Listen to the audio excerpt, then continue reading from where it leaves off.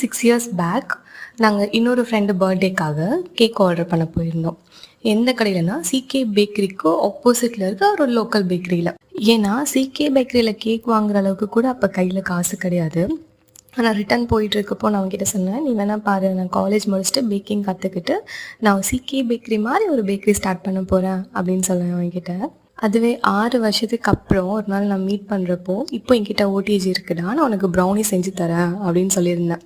அப்போ அவன் என்கிட்ட சொன்னான், நீ ஏன் ஹோம் பேக்கிங் ஸ்டார்ட் பண்ணக்கூடாது அப்படின்னு. காலேஜ் முடிச்சதுக்கு அப்புறம் தாங்க நமக்கு ரியாலிட்டி என்னன்னே புரியும். அதை புரிஞ்சுக்கிறதுக்கு முன்னாடியே வாழ்க்கை நம்மளை எங்கேயோ கொண்டு போய் விட்டுரும்.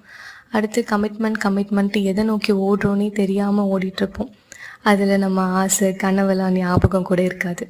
கிவ் அவே கான்டெஸ்ட் இன்னும் போயிட்டு தாங்க இருக்குது. இந்த வீடியோவோட அட்டாச் பண்ணியிருக்க லிங்கை கிளிக் பண்ணி செக் பண்ணிக்கோங்க. அண்ட் மறக்காமல் சப்ஸ்கிரைப் பண்ணிக்கோங்க. Thank you all.